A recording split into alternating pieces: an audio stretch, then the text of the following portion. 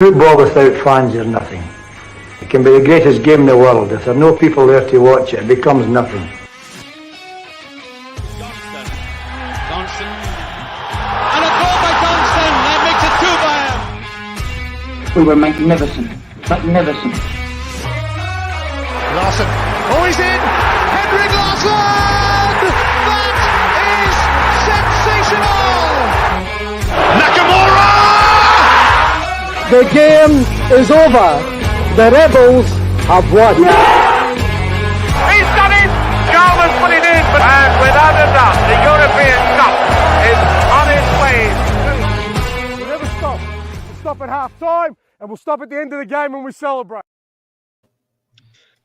Alright guys, what's happening? Another episode of the Jungle Gyms podcast, Sunday the 13th of February, and we've just witnessed Celtic play Raith Rovers, Gav. Some club. Raith Rovers, mate. 4-0. How you guys doing? McGinty and Paddy in the house. What's happening, guys? Better after seeing a 4-0 victory, mate. I thought we were going to have one of the turgid nights again, but a wee bit of Jekyll and Hyde performance, but I fuck it. 4-0 victory, that'll do it. Into the semis, happy days. McGinty, what's happening?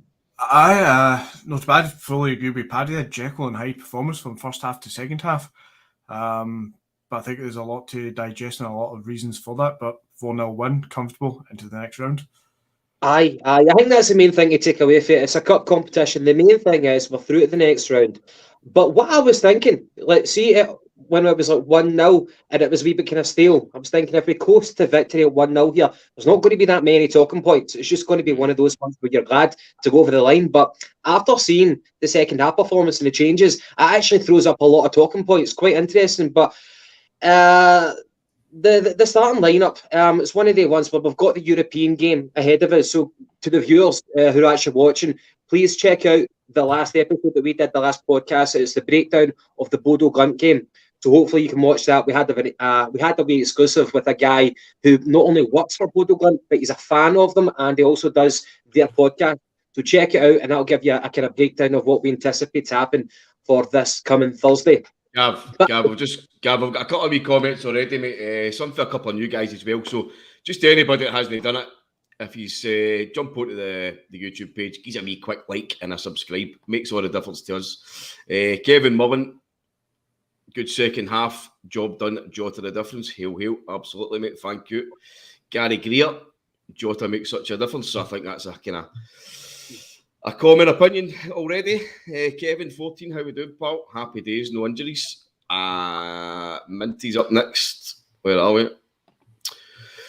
Scoreline flattered us, Imo. Job done, but we were very frustrating. Delighted for Giakoumakis getting a goal and Julian making a turn to action. Absolutely, mate. And we're going to get on and speak about that.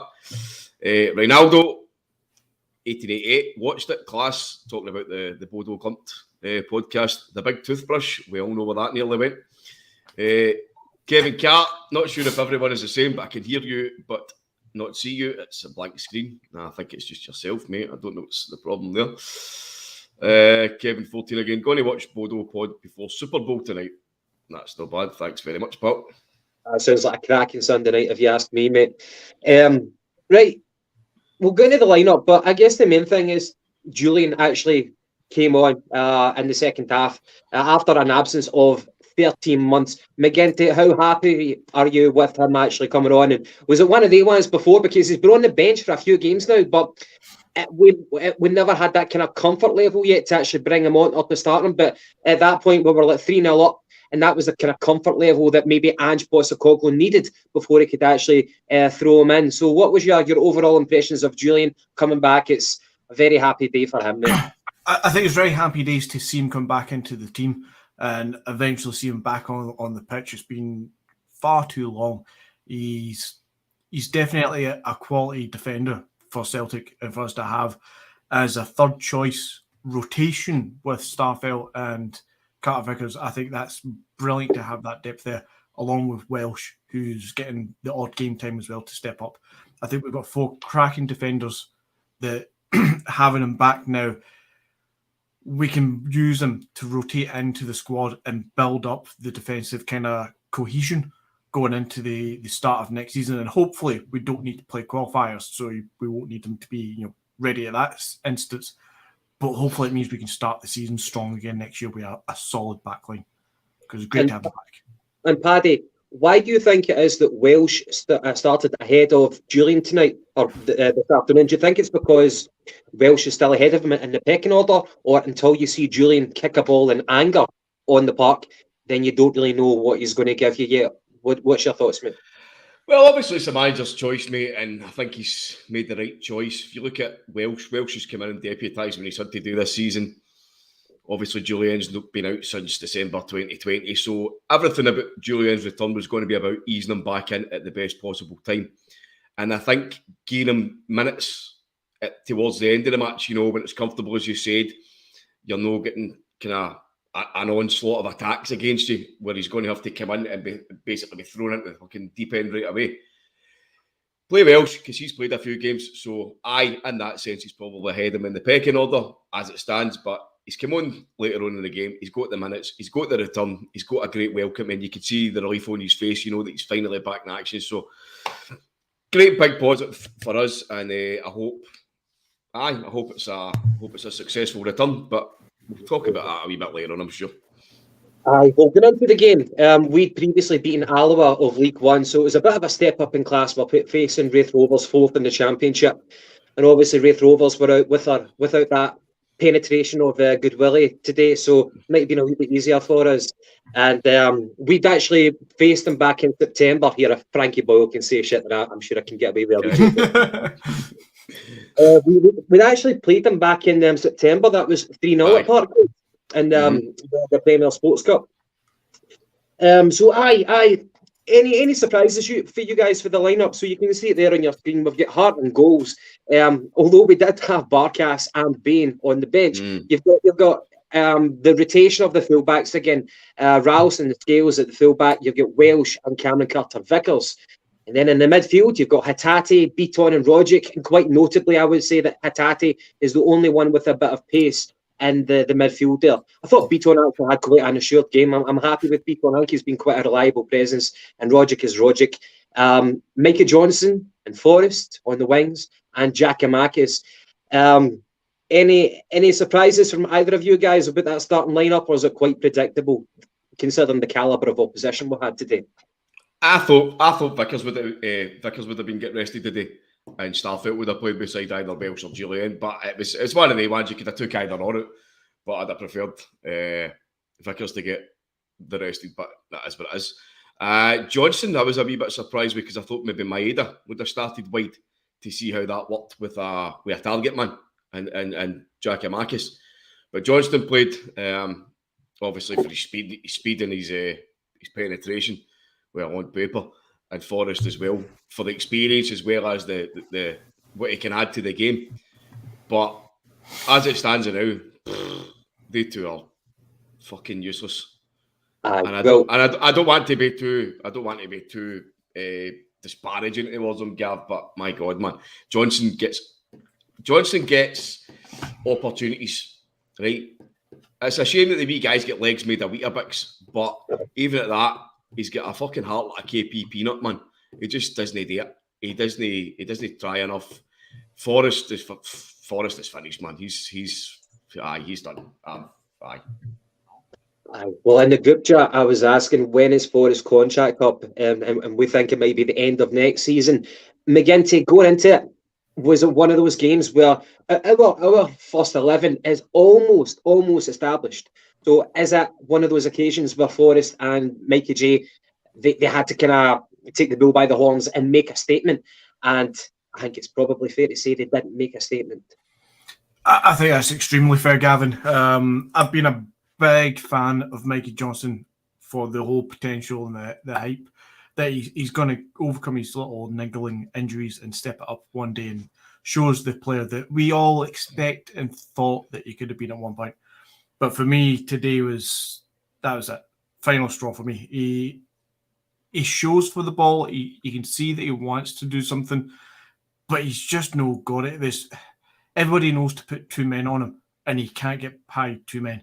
And unfortunately, when you play for Celtic as a dominant team in this league, and a large part of the times dominant teams in European football as well, when you come to like qualifiers and stuff, if you can't cope with two men marking you as a winger for Celtic, you're not going to cut it, because that's going to happen all day long, and then some. You're going to get 3 players on you, you're going to get 4 players on you.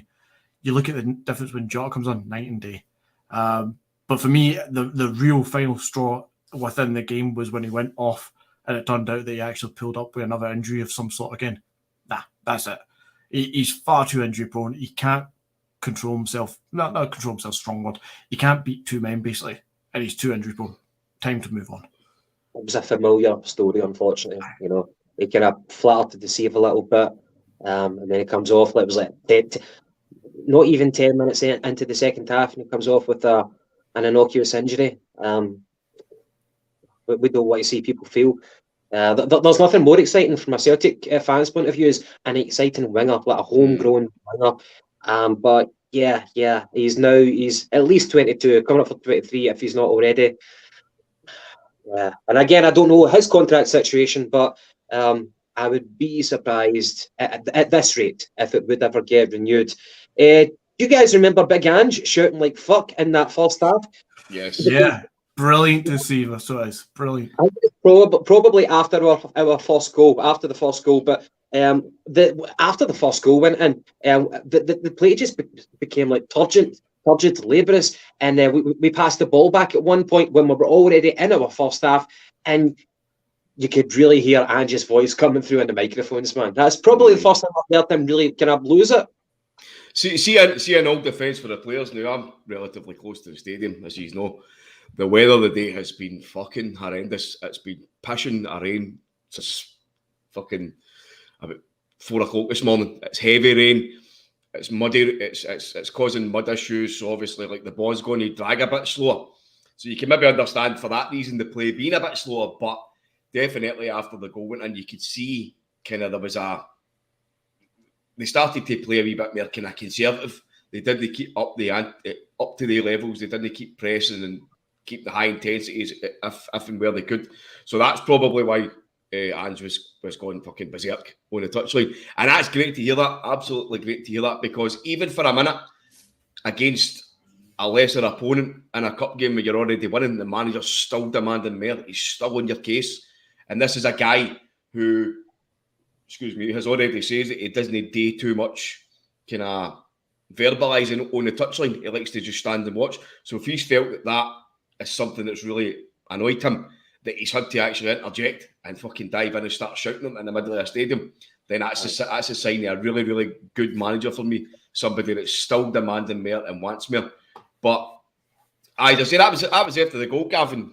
Obviously, it was Big Scales that scored it, and that was a belter. And what happened was he cut inside for the kind of central area, collected the ball across the goal on his left foot, and fucking unleashed a howitzer by the goalkeeper. Brilliant goal. But do you know what? That was very, very pleasing for me. Obviously, the aspect that he opened the game with the goal, it was a cracking goal. But see, this season, I've noticed a lot that we're starting to take on more shots from the outside.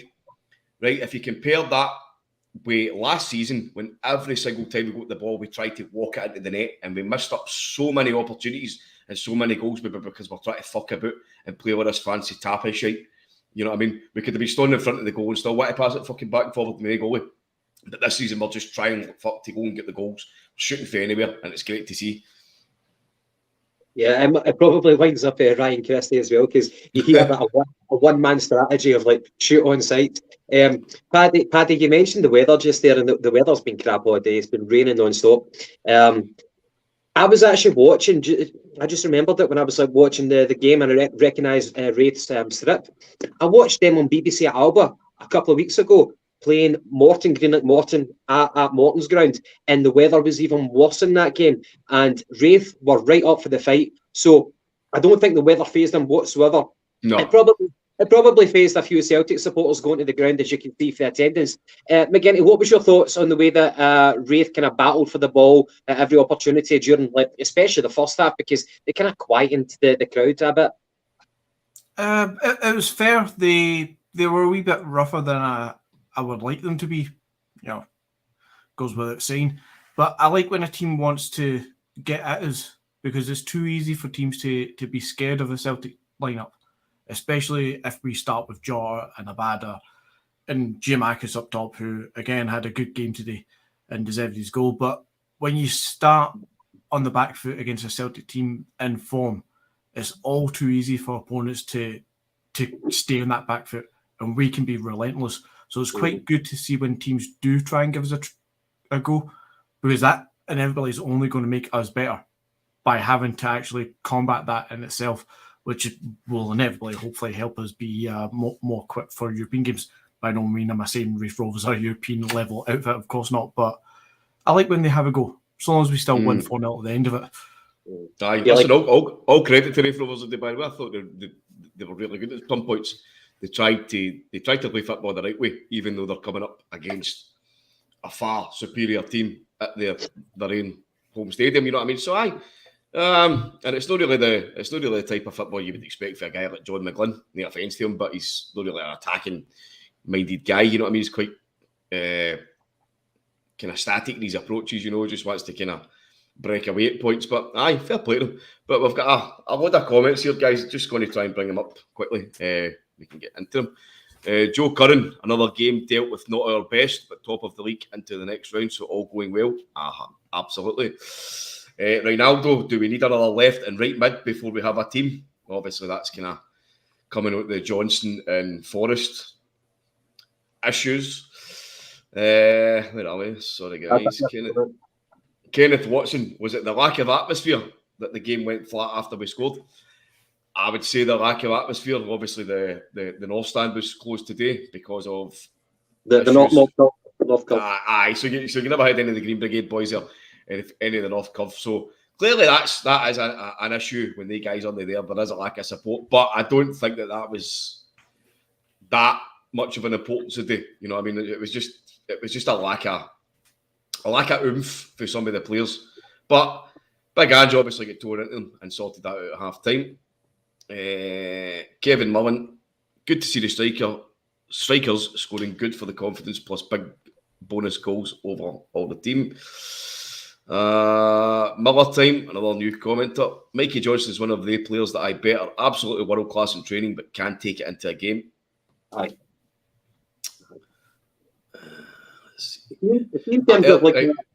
Here's a good comment here, Gav. Sorry. Alex Anderson. Standards have slipped a bit in the last 2 games, but still getting results. We need to pick it up again. Big games coming up. I definitely can agree with that, but go back to what we were saying about Ange on the touchline. He's not usually a verbal kind of guy, but there he is, noticing, even under bad conditions with the weather and stuff, he's noticing that standards are slipping. He's noticing that we are on the back foot, that we are passing the ball back. He doesn't want that.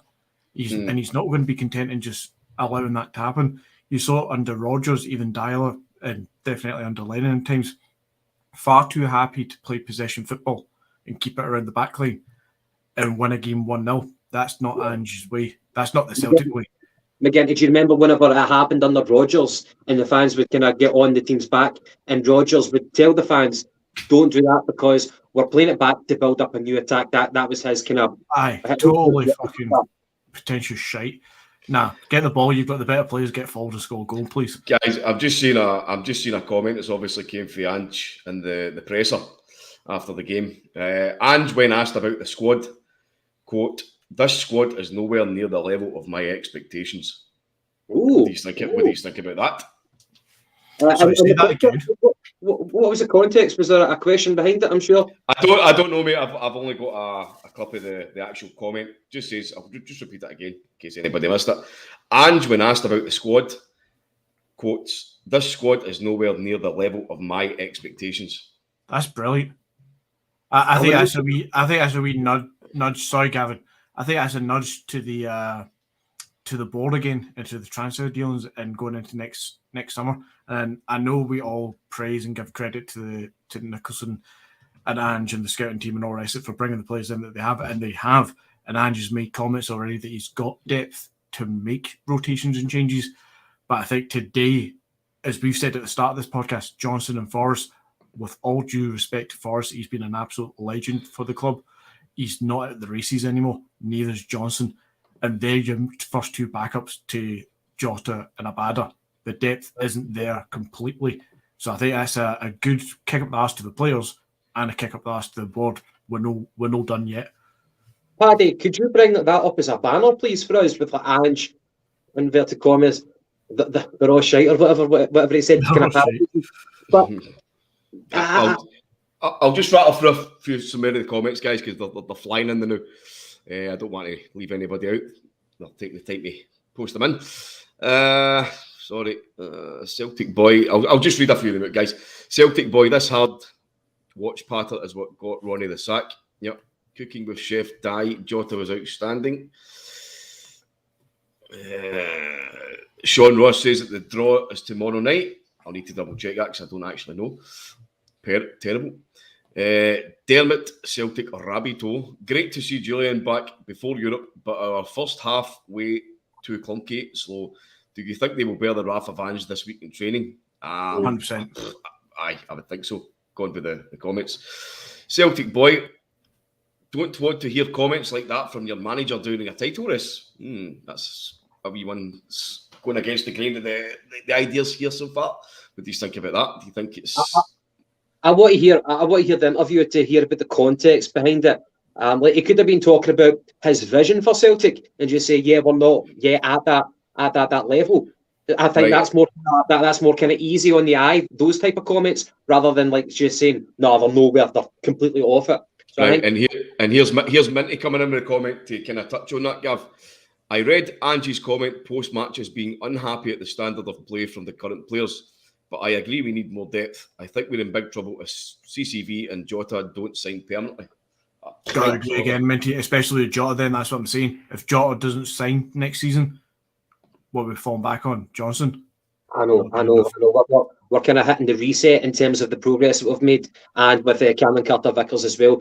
Guys, in terms of whenever we talked at the start of our podcast about are we going to win the league, one of the points that I was raising for my own opinion was we can match Rangers with our first 11, as we just shown there in the 3-0 victory a couple of Wednesdays ago. But one of the sticking points for me, that the biggest factors is going to be the strength and depth. Now, I thought that we had the depth there, and to an extent we do.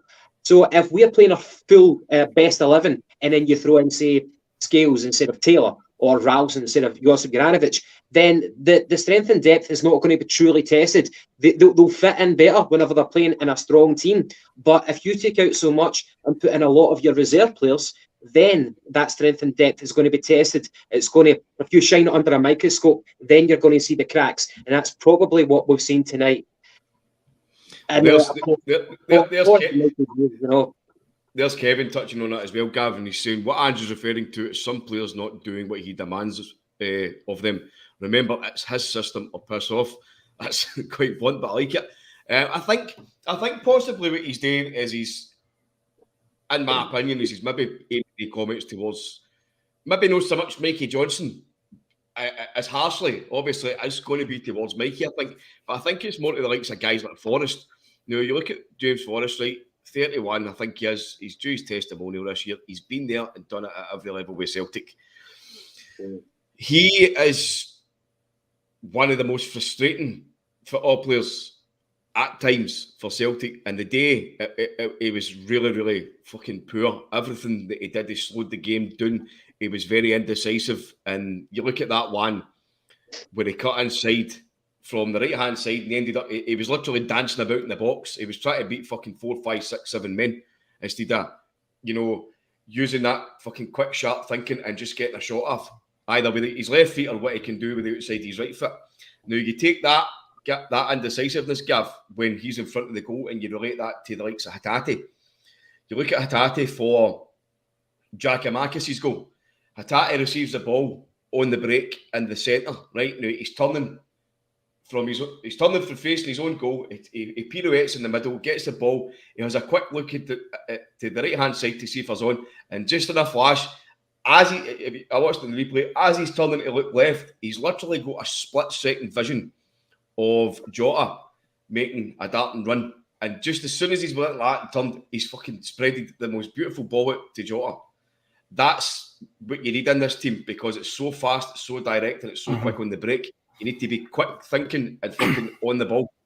Right, and from that play, Jota picked up and he squared it to Giakoumakis, and Giakoumakis converted. McGinty, how would you sum up Giakoumakis' performance today? Because right after that goal, he got taken off. Not as entertaining as the last two games. He was a bit quieter, I would say, but I think that's maybe down to the fact that he was called offside at least 2 or 3 times, and at least 2 or 3 times wrongly. At points, Jota was called offside wrongly as well. So I think he was unlucky not to get a goal a little bit sooner, and that probably kind of highlighted the game overall, that we were just kind of like there but not there. First half, he didn't have the support as he's been used to, especially when you consider there's 2 wide men. He started to get that later on in the second half, well, later on in the game and in the start of the second half, obviously. And you saw a bit more from him. He deserved his goal overall for the last few games, so I'm happy to see him still playing, happy to see him getting his goal. But yeah, a reasonable game, a fair game from him. So before we go any further, I think we need to kind of rewind just a wee bit, because we've just kind of missed it. The penalty incident in the first half. What penalty incident? I'll let you go with that one, McGinty. Now, I think I'll start this one by saying in the group chat, obviously, initial looking, I was quite fine saying not a penalty. It looks like it comes off his kind of here for me. So, yeah, it's technically on the arm, but it's kind of on the chest, on the tit as well at the same time. So it's very close. I thought it would be very harsh to award that. His arm wasn't out. His arm was definitely right down by his side. There's no intention to play it off the arm or anything like that, so I thought it would be extremely harsh to have given that as a penalty. And I'll hold my hands up, and it's no kind of real win for Raith Rovers. Oh, fucking hell, it's no win for Raith Rovers for me to say this, but I think them conceding the penalty to us, I think that was equally very harsh. Yes. What about yourself, Gav? So obviously we've got Michael Stewart was in the commentary. He was saying straight away that it was a penalty. You had Chris Sutton, Paul Hartley on the sidelines commentating at half time. They were saying it was a Stonewall penalty against Carter Vickers. If anybody hasn't seen it, the ball comes in and he kind of almost pushes his chest towards the ball in the box, obviously. But as he does that, he swivels ever so slightly and the ball makes contact in between. As McGinty says, I don't think it's quite a tit, it's probably a peck. And his bicep. So I'm going off my own. Listen, if the guy had a tit, then he probably he shouldn't be playing football. But men's football, I mean, if I'm trying to say he's overweight, no, that his women can't be playing or any shape like that. Yeah, the one sack. Knuckle contact, we'll call it that. Aye. But, what about yourself, Gav? Did you think it was auspicious enough to get a penalty? It's not a big deal. It was a penalty. Penalty. They should have got a penalty for it, mate. Yeah. But that was a bad. That was a bad decision. But as McGinty alluded to, there was a terrible offside call by the linesman, Giakoumakis, who put through on goal, and that's what he feeds off of. You know, like those opportunities and saying that. I don't know if sometimes when he's got too much time to think, that's when he fluffs it up. But that should have been. He should have been allowed to run through on goal. The referee, the linesman, was too. Trigger happy with that whistle, but we're going at half time at that point. The weather's still pish. We're 1-0 up, and at that point, what fans are there are starting to kind of get bored and saying, "I wish we didn't even come." But right after half time, Mikey Johnson comes off injured after like almost 10 minutes, and it's one of the ones, the same old story. But Jota comes on, and at that point, we're talking about the A team and the B team, you know what I mean? How superior the difference between the quality. Jota's just a cut above them. But not only that, he showed the eagerness. He wanted to be there. He wanted to entertain the fans. At one point, he had like 2 men marking him in the corner flag, and he managed to evade 2 with some brilliant footwork, and he won a corner for it. Jota not only has a class, he's got the right attitude, and he's going to go places, whether it be Parkhead or elsewhere, mate. And that's a great comment, mate, because when you look sometimes at some of the players at Celtic, football, Celtic, whatever, when they're playing against a team like Raith Rovers, who's in lower leagues, it's in the cup game, you know, they tend not to bring the levels that they need to. But you see what Jota done today. Jota's come on from the bench, and he's been part of a couple of players that's changed the game. And he's come on and he's got an assist for the second goal for Giakoumakis, you know. So he's did his job today from the bench, and he showed the likes of Johnson and Forrest what they need to do to be a player in this team. And these guys aren't doing it. So it's good that we've got players there that can actually be an impact. And McGinty, I know that we always do our stats at the end of each game. I don't really have any stats prepared for this one, but the one stat that I always like to mention is the amount of corners that we get every game. And today we actually scored from a corner. It might have been Jota who played it in, but Ralston rose up, he headed it towards goal, and Maida headed it on, and the keeper made like a flash save. And that was a corner for Abada, Gav. Abada, all right. So Abada plays it in, Ralston rises first. Maida gets the header, comes off the keeper, and then he converts it again. So, hallelujah. But we're scoring from corners, Not bad, mate. Aye, you want to see a varied amount of goals. And I think we do see that quite often, especially who's scoring goals player-wise. But it's good to see us actually get a set-piece goal for once that's not a penalty. Even the penalty, we had to take two bites of that cherry, didn't we? Even if we got the penalty, like, I know everybody's question was, who the fuck's going to take it? You know what? At that point, beat on captain, fair enough. Mate, I didn't even see the penalty. Somebody had phoned me, and obviously it was 3-0, so I thought, right, I've got time to answer this. Nothing's going to happen. And the next minute I get the buzz on the phone, notification, flash score penalty, but fucking won. There's Minty adding into the Ange Postecoglou comments again. So a bit more on Ange. He was asked how he felt about where the team is in terms of his expectations, and he said nowhere near. Then he said, based on the first half, it's clear we still have a lot of work to do. Well, I think that's obviously what he's talking about in terms of his squad as a whole. He's clearly got in players that he thinks can, be in the first team, but maybe there's guys there that he's still given a chance to, i.e. Johnson, Forrest, and they're still no coming up to their levels that's required, and that's why they're no even breaking into the first team, because we've seen this for Ange. If a player plays well, then he'll continue to play him. Forrest isn't getting game time. Johnson certainly isn't getting game time. Aye. Right. Okay.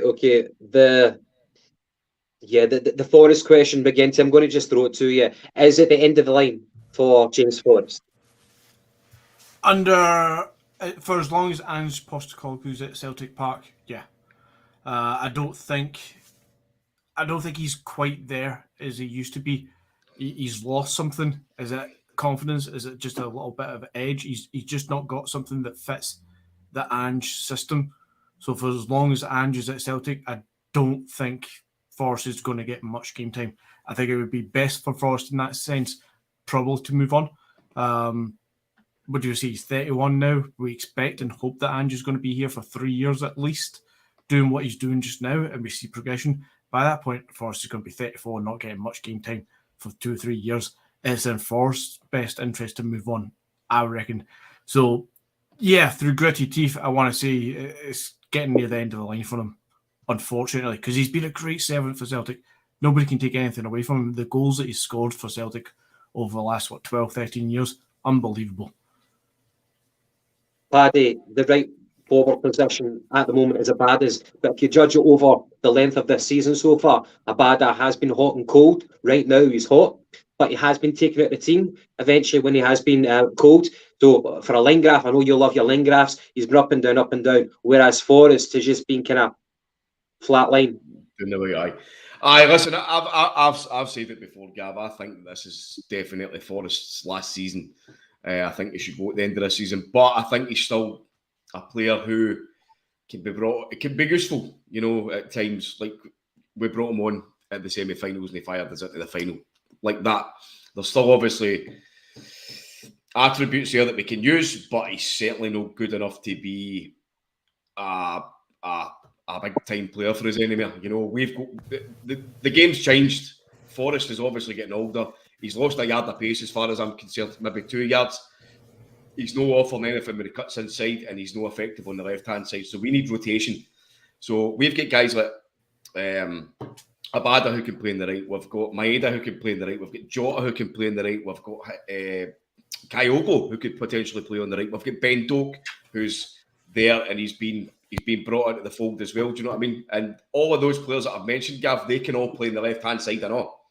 Do you know what I mean? So we've got interchanging forwards. The only one that's a static guy is Giakoumakis because he's a central player. But that's good because we need that kind of option with a guy that's a physical outlet. And the guy has put in a great shift the last few weeks as far as I'm concerned.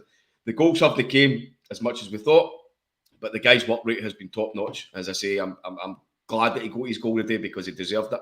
I'm sure you said that to me the day as well, McGinty, at some point. So it's good that we have got options, but I think that we could possibly do with another out-and-out right winger or a right forward, well, left foot, whatever way you want to say it. I think we could probably likely about that in the summer. I'm going to throw it out there and do my usual. Karmoko Dembele deserves a wee shot at some point, and I know Andrew's came out. You're absolutely obsessed with this wee guy. You know, his big brother. His big brother Siriki scored like a last minute winner for Bournemouth at the weekend. Good on. Is he still playing for Peterborough, Gav? No, Bournemouth. Wait for Bournemouth now, right? Okay. I'm sure if you take though Andrew's comments, was it today or yesterday, regarding Karmoko just having a couple of wee setbacks, maybe try to put him into the B squad to try and get his kind of game time up. I think that's maybe, for me, hopefully, acknowledging that he needs game time, regular minutes in his legs, and he probably can't afford that to guys like Dembele, even Doak. He can't get regular long-term minutes every week or twice a week sort of thing, whereas if you put him into the B squad for a month or two, maybe he will, or even just a couple of weeks. But for me personally, and I know people are going to be shouting about this one, I would be looking at Abada to try and cement that down, try and get his hot patch to be consistent and take that role into next season and get Dembele to basically be taken over from Forrest. It's a big change and a big transition, but I'd be excited to see that. Yeah, I know you would love to see that, mate, but honestly, I can't see that happening. Me personally, I've thought this for the last couple of years. I just think, and I'm not judging this on anything. I don't have any background information or whatever. I just think that Dembele is probably a wee wank. Even though he's about 5'2", he's probably walking about like fucking big time challenge. You know what I mean? Because all that exposure. Very harsh. I know, but you've got to think a reason why he's not getting games. And I know he's had injury in that. But if he's the reason why he's not getting games. Injury is one. This season. Before that, he was 16, 17, going on 18 under Neil Lennon, who we all happily admit was an arsehole. Mikey Johnson's been perennially injured or not, and he's fucking getting game time. He's shite. Dembele's supposed to be the next. But Dembele's supposed to be the next best thing, and we're not playing. Of course he is. Why is it? So why is that? Why is that? He's only 18.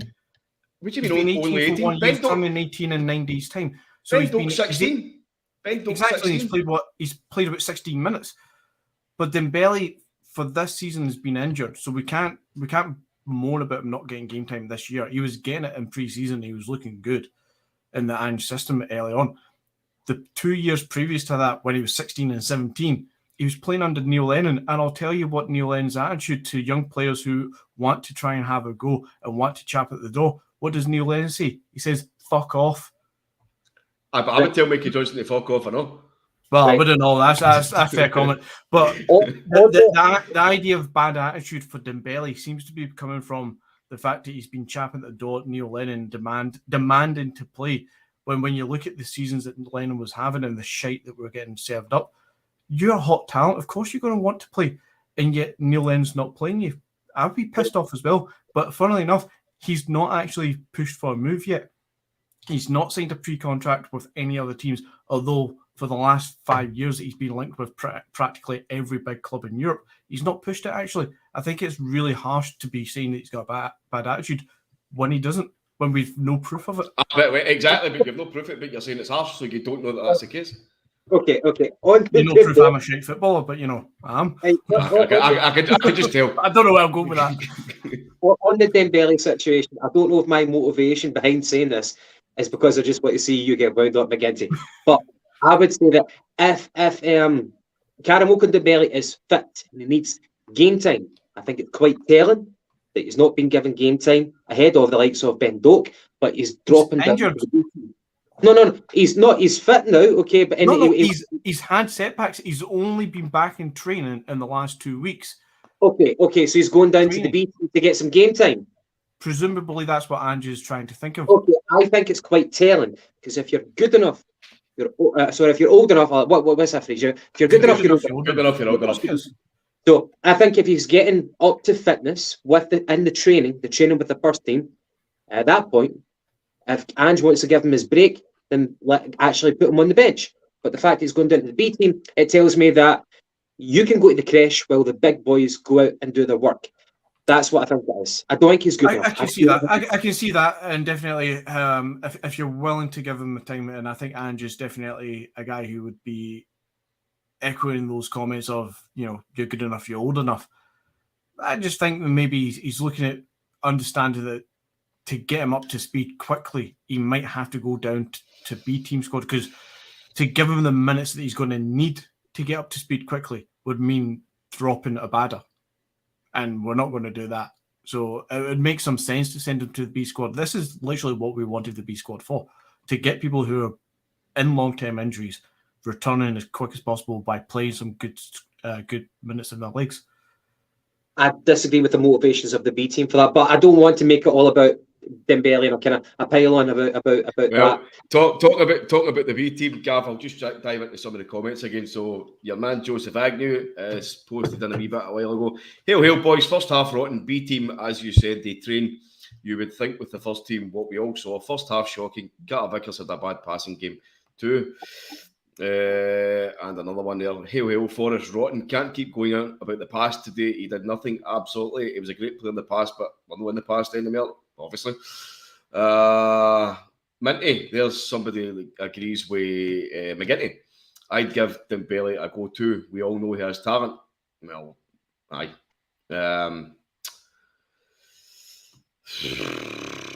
What do you think of Rogic tonight? Do you think Rogic was a wee bit off the pace? Aye, but listen, you can't expect the guy to be brilliant every single game, you know what I mean? He was still trying the killer balls and that, but sometimes it just doesn't pay off. But his application is good and he tries, so I'm not Aye. The main thing is it's a cup competition and we're through to the next round. So apparently, and the other thing is Julian made his long-awaited return.